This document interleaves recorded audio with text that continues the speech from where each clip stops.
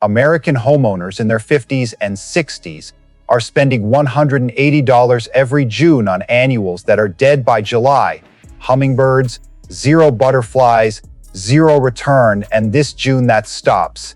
Not because you chose wrong, because nobody ever showed you the 18 perennials that create a documented daily wildlife return to the exact same spot every single morning for 20 years straight. Before plant number 1, drop your state right now because your USDA zone completely changes which of these performs best for you. Find yours and pay attention. And the one at number 13 kept dividing it every spring without ever telling anyone why. For 3 generations, starting with plant number 1, Agastache blue boa. And while your neighbor spent $180 on impatiens that folded in July heat, one $10 plant here ran a 4-month hummingbird feeding station from June straight through October. Those violet blue spikes rise 3 feet and hit the exact color frequency that stops a hummingbird mid-flight at 30 yards. Zones 5 through 9, full sun, well-drained soil. What Colorado State University perennial trials confirmed in 2014 is that blue boa outperformed every other Agastache variety for continuous bloom length, 4 months without deadheading, without intervention. That 4-month window is the difference between a yard hummingbirds visit once and a yard they return to every single morning as a mapped feeding territory. One $10 plant replaces the $180 annual habit permanently, every season without replanting. The mistake most American growers make is planting it straight into clay without drainage amendment. That one error collapses the root crown by midsummer, and the plant never returns the following spring. Amend that soil with coarse grit before you plant, and blue boa establishes a mapped hummingbird feeding territory by midsummer, one that gets defended, returned to, and expanded every single season after. Drop your state in the comments right now. Your USDA zone completely changes which of these perennials performs best for you. And plant number 2 has a documented exclusive relationship with the ruby-throated hummingbird that no other plant on this list can claim. And somewhere in this video is the story of a homeowner in Virginia who replaced 3 dead annual containers with perennials for $34. That story is coming. Keep watching. Plant number 2, Spigelia marylandica, and every other plant on this list attracts hummingbirds. But this is the one, the ruby-throated hummingbird, has a documented exclusive feeding relationship with, confirmed by Operation Ruby Throat and the USDA Forest Service as a top 10 native attractor. Those scarlet tubes with yellow star interiors are precision, engineered by evolution for one pollinator only, and that pollinator will find this plant within days of it opening. Zones 5 through 9, part shade to full sun with moisture, rich soil. What Missouri Botanical Garden documentation confirms is that Spigelia marylandica is one of the rarest native perennials to reach mainstream nursery shelves. Most American growers have never encountered it despite it feeding ruby-throated hummingbirds across the eastern seaboard for generations. Operation Ruby Throat rates it a top 10 native hummingbird attractor, an $8 plant that performs above every annual combination at a fraction of the cost. The mistake most American growers make is planting Spigelia in full sun without consistent soil moisture. That single condition error causes leaf scorch within 2 weeks, and the plant abandons bloom production entirely, losing the entire hummingbird attraction window for that season. Keep the soil consistently moist and mulched, and Spigelia returns every June, pulling ruby-throated hummingbirds back to the same corridor, season after season, zero replanting cost. Have you ever grown Spigelia not in a pot, not in a greenhouse, but directly in your garden? Plant number 3 feeds hummingbirds all summer, then feeds an entirely different wildlife population straight through winter. Plant number 3, Echinacea magnus. And while every gardening channel shows you this plant for summer color, not one of them tells you it was named Perennial Plant of the Year in 1998 and confirmed by Mount Cuba Center trials as the single strongest pollinator magnet in the entire coneflower family. Those bold magenta petals with the raised bronze cone are not decoration. They are a landing platform engineered by 50 million years of coevolution with butterflies. Zones 3 through 9, full sun, average to dry soil. What Mount Cuba Center confirmed is that Magnus hosts the silvery checkerspot butterfly as a documented larval plant, not just a nectar source, but a complete life cycle host, which almost no other perennial on this list provides. That dual role as summer butterfly feeder and fall goldfinch seed station delivers wildlife value across 2 full seasons from one $10 plant. The mistake most American growers make is deadheading every echinacea seed head in fall for a tidy border. That single habit removes the entire winter goldfinch feeding station and eliminates the self-seeding expansion that doubles your plant investment permanently every 3 years. Leave every seed head standing through winter, and Magnus feeds goldfinches, self-seeds permanently, and hosts silvery checkerspot butterflies, all from one $10 June planting. Did you believe deadheading everything in fall was good practice? Plant number 4 does not just feed butterflies. It hosts the complete life cycle of 6 butterfly species that nothing else on this list can claim. Plant number 4, Baptisia australis. And while every plant before this feeds butterflies, this is the only one on this list documented by NC State Extension as a larval host for 6 separate butterfly species, including the wild indigo duskywing, the frosted elfin, and the eastern-tailed blue. Those deep indigo spikes rising 4 feet have anchored American homestead pollinator gardens for generations, grown not for color, but for the permanent wildlife ecosystem they build. Zones 3 through 9, full sun to part shade, average soil. What the Perennial Plant Association confirmed when naming Baptisia Plant of the Year in 2010 is that a fully established crown produces 30 to 40 flowering spikes simultaneously, a wildlife event that draws documented visits from 6 butterfly species in a single June morning. That ecosystem value from one $10 to $15 plant compounds permanently. Baptisia lives 40 years or longer without division, without replanting, without any intervention. The mistake most American growers make is moving Baptisia after the first season when it looks slow to establish. That single disturbance collapses the deep taproot system and sets the plant back 3 full growing seasons. Plant Baptisia once, leave it undisturbed, and by year 3, it delivers a 40-spike June event hosting 6 butterfly species on a single morning, permanently, 0 replanting cost. And we have not even reached number 7 yet, the plant that redirects hummingbirds from 100 yards away on color frequency alone. Plant number 5 brings flame-colored petals that hit peak bloom before every other perennial on this list. Plant number 5, Helenium sahans early flowerer. And while every other sneezeweed waits until August, this RHS Award of Garden Merit variety opens its flame, orange and red, streaked daisy flowers in June, filling the critical early pollinator window that every other helenium misses entirely. Those dark cone centers surrounded by swept-back flame petals. Pull in painted ladies, skippers, and fritillaries before your neighbor's borders have even hit their stride. Zones 3 through 8. Full sun, moist well, drained soil. What the RHS Award of Garden Merit citation confirmed in 2001 is that Sahin's early flower extends the helenium flowering calendar by 6 full weeks ahead of standard varieties, a gap that makes it the only flame-colored perennial actively feeding butterflies during the critical early June pollinator window. That 6-week head start delivers documented butterfly visits from painted ladies and fritillaries at the exact moment competing borders offer nothing.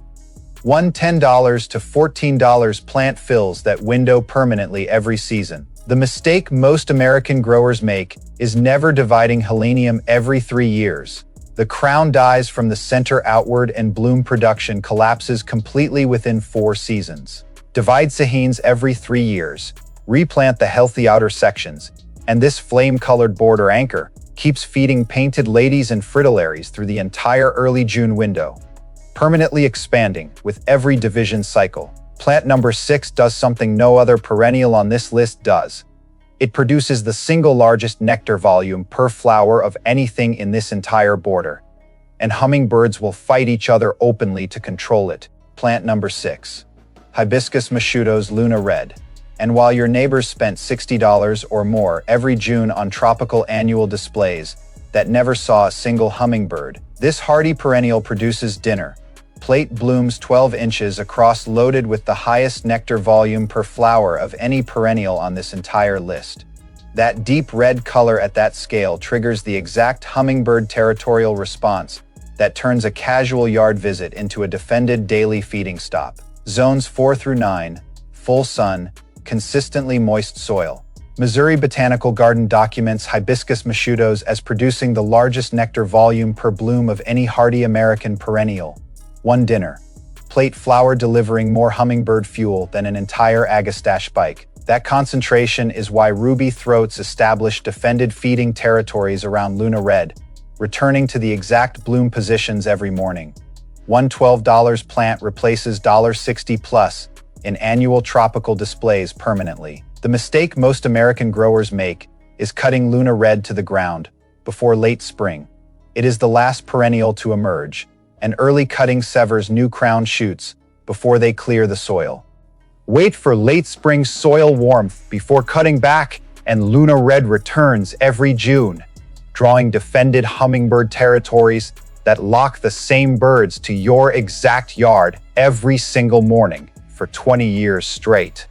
Plant number 7 operates on a completely different trigger, not nectar volume, not flower size, but a precise color frequency that redirects hummingbird flight paths from a full 100 yards away before they detect anything else. Plant number 7, Delphinium Black Knight. And hummingbird visual perception research confirms they detect deep violet, blue wavelengths at distances no other garden color can match.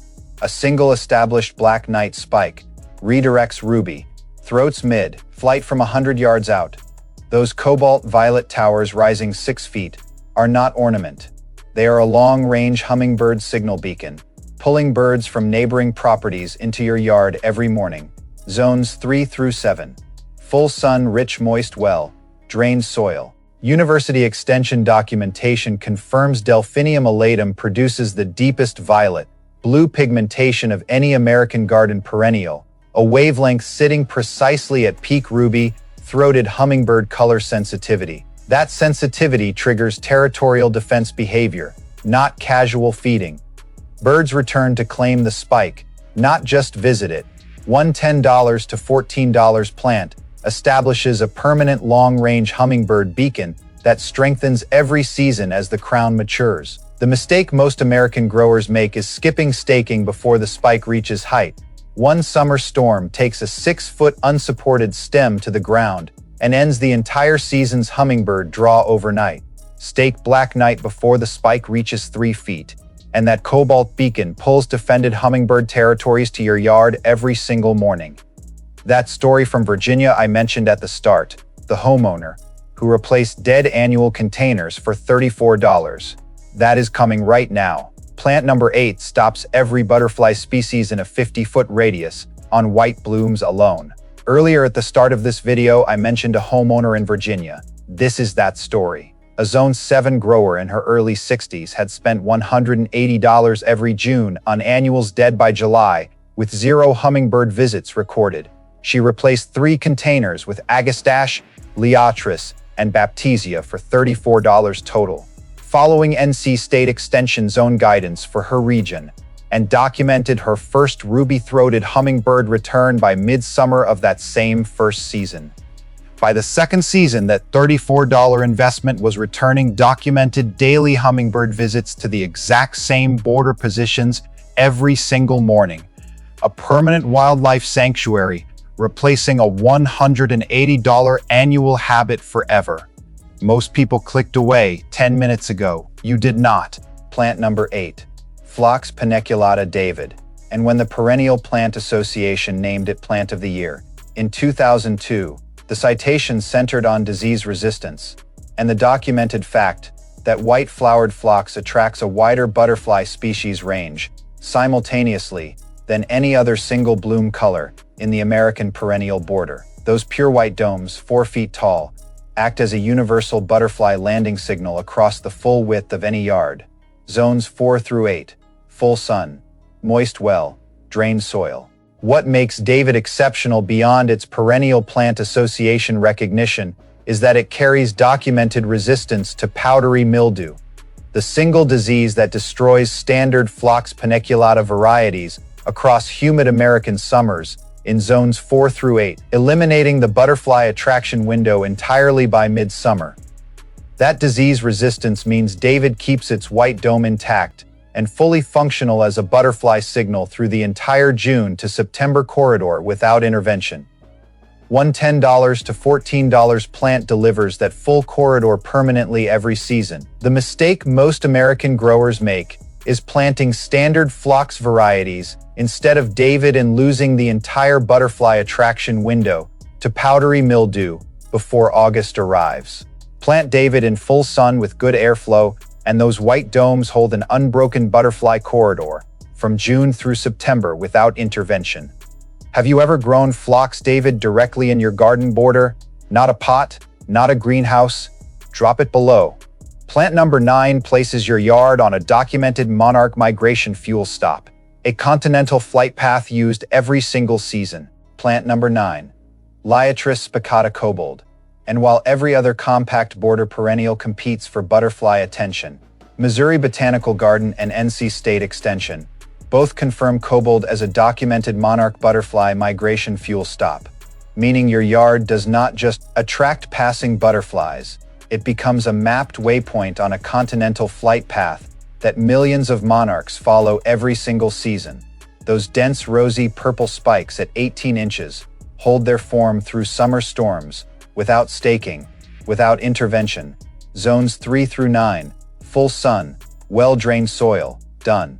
What USDA Plants Database and Missouri Botanical Garden both confirm is that Liatris spicata is one of a small number of American native perennials with documented monarch butterfly waypoint status, meaning migrating monarchs actively seek it as a fuel source during the critical late summer continental push south. That waypoint status transforms a $10 plant into a permanent migration infrastructure piece that compounds its wildlife value every season as the core matures and spike count increases annually. The mistake most American growers make is planting Liatris corms in wet clay soil without drainage amendment.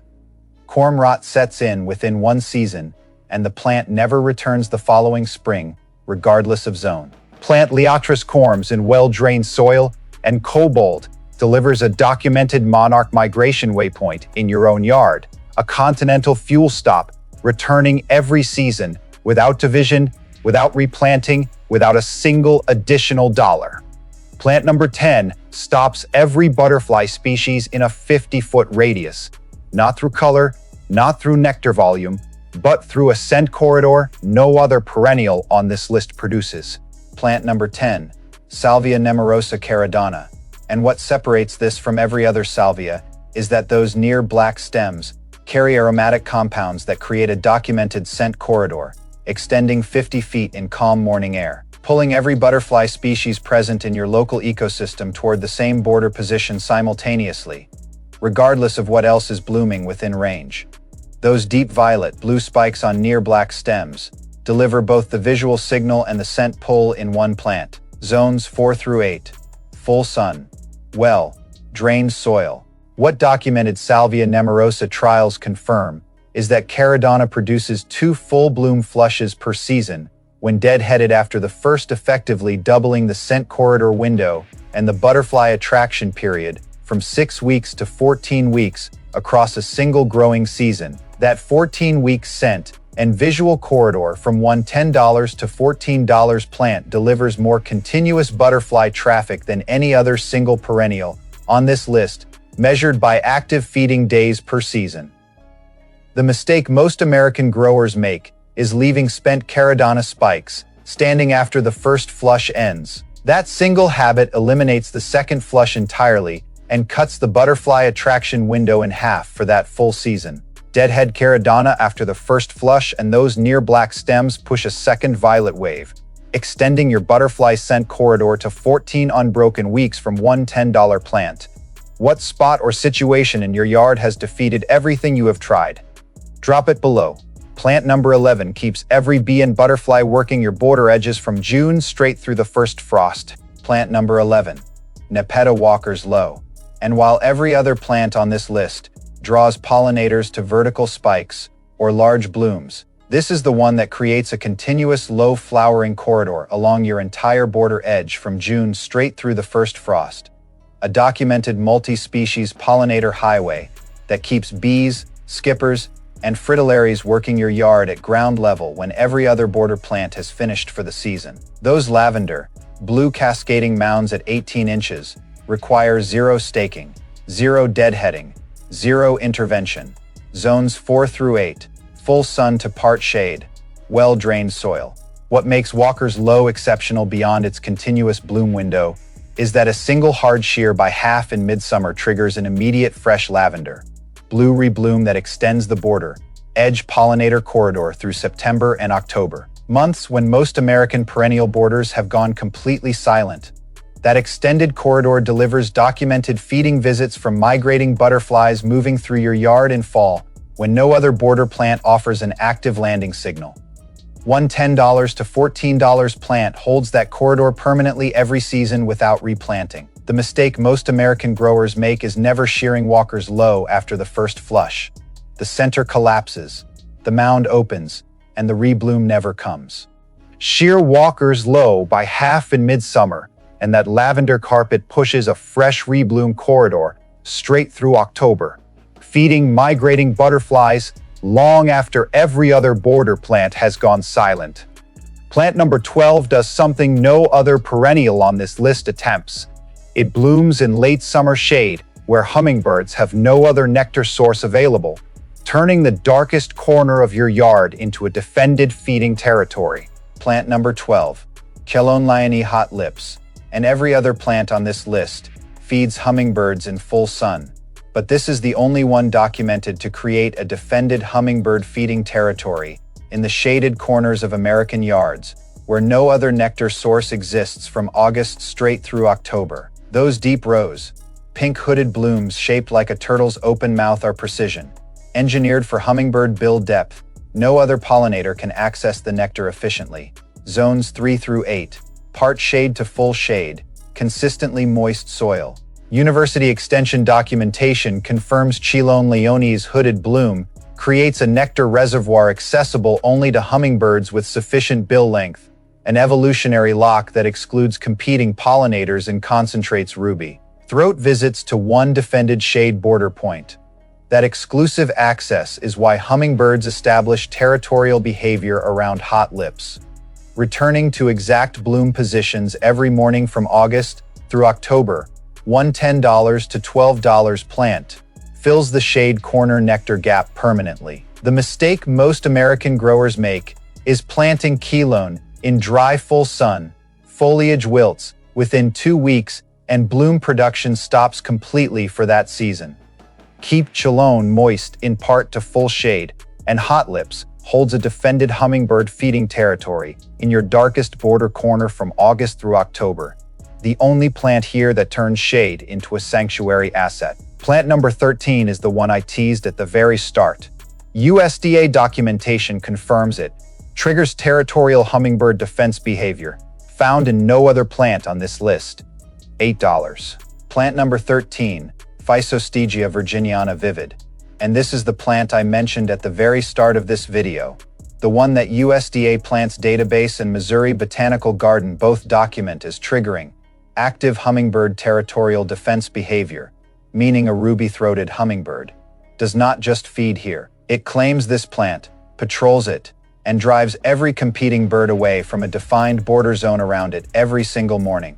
Those bright rows, pink tubular spikes at 24 inches, are a hummingbird ownership signal, not just a food source. Zones 3 through 9, full sun to part shade, average soil. What USDA documentation confirms is that Physostegia virginiana is one of the only American native perennials with recorded evidence of hummingbirds establishing multi-day territorial patrol routes around a single plant cluster, behavior normally reserved for feeders, not flowers. That territorial marker status means one $8 plant does not just attract hummingbirds, It anchors the entire sanctuary by giving the dominant bird a fixed ownership point that organizes every other hummingbird interaction in your yard. The mistake most American growers make is planting Physostegia in dry, full sun without containment. It spreads aggressively by runners in those conditions and invades neighboring border plants within 2 seasons. Contain Physostegia with a root barrier, and those rose-pink spikes anchor a documented hummingbird territorial ownership point, the fixed patrol station that organizes every wildlife interaction in your sanctuary permanently. Plant number 14 produces the single largest nectar volume per flower head of any perennial on this list, which is exactly why hummingbirds abandon every other border position the moment it opens. Plant number 14. Rudbeckia fulgida goldsturm. And while every other late summer perennial competes for butterfly attention, this is the one that delivers the single largest accessible nectar volume per flower head of any plant on this list.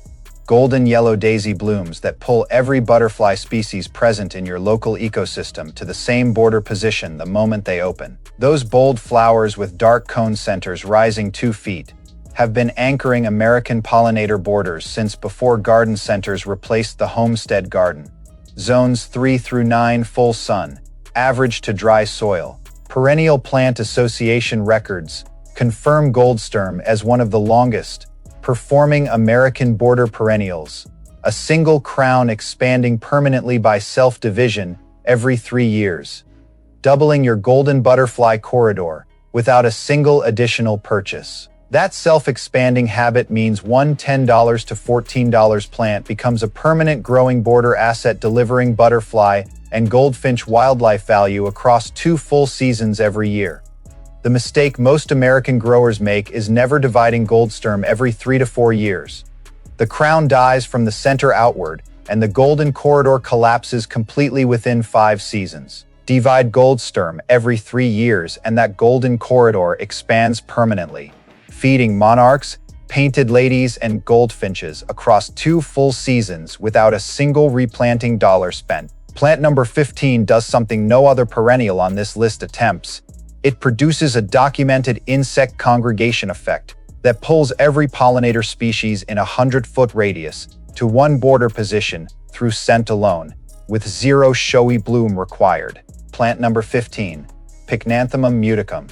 And while every other plant on this list pulls pollinators through color or nectar volume, this is the one that creates a documented insect congregation effect through mint family aromatic compounds, so concentrated that bees, skippers, fritillaries, and native wasps converge on the same stem cluster simultaneously from 100 feet away, with no showy bloom required to trigger it.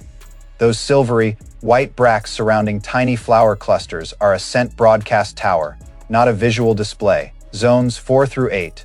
Full sun, average to moist soil. Done. Missouri Botanical Garden documents Pycnanthemum muticum as one of the highest-ranked Native American perennials for total pollinator species count per season, attracting a broader insect diversity than any single showy bloom perennial in comparative trials. That diversity pull means one $8 to $12 plant delivers documented congregation visits from species your yard has never recorded before, permanently expanding your sanctuary's wildlife range every season. The mistake most American growers make is planting Pycnanthemum in dry, poor soil. Aromatic compound production drops sharply, and the congregation effect disappears entirely, reducing a 100-foot scent pull to nothing within 1 season. Plant Pycnanthemum in average to moist soil, and those silvery bract towers pull documented multi-species pollinator congregations to your border every day from July through September. Drop your state in the comments right now. Your USDA zone completely changes. Plant number 16 feeds hummingbirds and butterflies simultaneously through the harshest midsummer heat window on this entire list. Plant number 16, Sidle Party Girl. And while midsummer heat shuts down bloom production across most of this border, this native prairie mallow keeps its rose, pink cup-shaped flowers open and actively feeding both ruby-throated hummingbirds and painted lady butterflies simultaneously through the hottest weeks of the American summer, a dual attraction window that no other plant on this list covers at that temperature range. Those delicate rows, pink spikes at 3 feet, have fed American prairie pollinators through brutal midsummer heat for generations before garden centers noticed them. Zones 5 through 9, full sun, well-drained soil. What makes Party Girl exceptional beyond its midsummer heat tolerance is that it carries documented West Coast checkerspot butterfly larval host status, meaning it does not just feed adult butterflies through nectar. It supports their complete life cycle as a host plant across its full Zone 5 through 9 range. That dual role as hummingbird nectar source and butterfly larval host from $8 to $12 plant delivers layered wildlife value that compounds every season. The mistake most American growers make is planting Sidalcia in poorly drained wet soil. Crown rot sets in within 1 season, and the plant never returns the following spring. Plant Party Girl in well-drained soil, and those rose-pink spikes deliver a dual-role wildlife asset, feeding hummingbirds and hosting butterfly life cycles through the midsummer heat window that defeats every other plant on this list. Plant number 17 opens bluebell flowers before any other perennial here wakes up, pulling the first hummingbirds and butterflies of the season before your neighbor's borders break dormancy. Plant number 17, Polemonium reptans blue pearl. And while every other plant on this list performs in the June to October corridor, this cool season native opens blue, violet bell flowers weeks before the border wakes up, delivering the first butterfly nectar source of the season to spring azure and early fritillary species before any other perennial breaks dormancy. Those latter, leaf mounds at 12 inches fed the first pollinators of the American spring since your great-grandmother's garden. Zones 3 through 8, part shade, moist well, drained soil. What makes Blue Pearl exceptional is that it fills the critical early pollinator gap, the weeks between last frost and first June bloom, when returning hummingbirds arrive and find zero native nectar established anywhere in the border. That arrival window is when a ruby throat maps its seasonal territory, and Blue Pearl positions your yard as the first mapped nectar point before any competitor border offers anything. $8 to $12 plant anchors that early arrival window permanently every spring. The mistake most American growers make is fighting Blue Pearl's July dormancy. Forcing summer performance destroys the crown and eliminates next spring's first arrival window entirely. Accept Blue Pearl's July dormancy, and every spring it returns weeks ahead of the border, positioning your yard as the first mapped hummingbird nectar point of the season before your neighbors plant a single thing. Plant number 18 closes this list with a cranesbill your great-grandmother grew without ever calling it a garden plant, one that blooms 10 continuous months and never asks for attention. Plant number 18, Geranium roseanne. And when the RHS named it Chelsea Plant of the Century in 2013, the citation centered on a documented 10-month continuous bloom window no other hardy perennial has ever matched. Violet blue saucer flowers, cascading from April straight through January in favorable zones. Those flowers your great-grandmother grew without consulting a catalog have fed butterflies across American yards for generations. Zones 5 through 8, full sun to part shade, well-drained soil. RHS Chelsea Plant of the Century recognition confirmed Roseanne's 10-month bloom window as the longest documented continuous flowering period of any hardy perennial tested in British and American trial gardens combined. A record no annual or tender perennial replacement has approached at comparable investment. That 10-month window means $10 to $14 plant delivers butterfly attraction from the first warm April morning through the last November feeding day permanently every season. The mistake most American growers make is planting Roseanne in waterlogged, poorly drained soil. Crown rot sets in silently over winter, and the plant fails to re-emerge the following April with no visible warning the previous season. Plant Roseanne in well-drained soil, and that violet-blue cascade holds an active butterfly corridor from April through January. 10 months of documented wildlife value from $10 to $14 plant. Zero deadheading, zero division, zero intervention. All 18 plants together, $240 investment. Replace a $180 annual habit permanently and build a daily hummingbird and butterfly sanctuary, returning to the exact same spot every morning for 20 years. 3 things about hummingbird and butterfly sanctuary perennials that almost no source puts in one place. Spigelia marilandica holds a documented exclusive feeding relationship with the ruby-throated hummingbird confirmed by Operation Ruby Throat. No other pollinator accesses its scarlet tubes efficiently, which is why it triggers immediate territorial feeding behavior within days of first bloom. Baptisia australis is documented by NC State Extension as a larval host for 6 separate butterfly species simultaneously, not a nectar source, a complete life cycle infrastructure plant that compounds its wildlife value every season for 40 years without division. Physostegia virginiana is documented by USDA Plants Database as one of the only American native perennials that triggers multi-day hummingbird territorial patrol routes, an $8 plant that anchors the entire sanctuary by giving the dominant bird a fixed ownership point that organizes every wildlife interaction in your yard permanently. All 18 plants combined represent a one-time $240 investment against a $180 annual replacement habit. That is not a garden purchase, that is a 20-year compounding wildlife asset. Here is exactly where to begin, based on your zone right now. Here is exactly where to begin. Zone to plants to dollar. Zones 3 through 5. Start with Agastache blue boa, Baptisia australis, and Liatris kobold, under $35 total. Hummingbird feeding territory 6, butterfly species larval host, and documented monarch migration waypoint established in your yard from 1 June planting. Zones 6 through 7, add hibiscus luna red and keylone hot lips to that foundation. Under $65 total, full sun nectar volume, and defended shade corner feeding territory locked in simultaneously. Zones 8 through 9, add Spigelia marilandica and Seidel Sea Party Girl to the foundation trio. Under $90 total, exclusive ruby, throat feeding relationship, and midsummer dual attraction window, locked in across your full warm season corridor. Miss this June planting window, and every root system on this list waits 1 full year to establish. And your first documented daily hummingbird return, your first monarch waypoint, your first defended sanctuary morning gets pushed back to the summer of next year. You just received zone, accurate, dollar-grounded, research-based sanctuary knowledge, covering 18 perennials that most American gardening channels have never put in one place, built for the grower who wants real wildlife results, not annual replacements.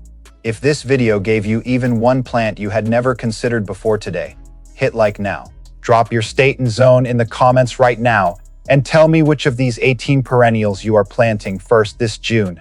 Subscribe to Natural Verge. The sanctuary your great-grandmother kept alive in her yard is still out there, and we find it every single week.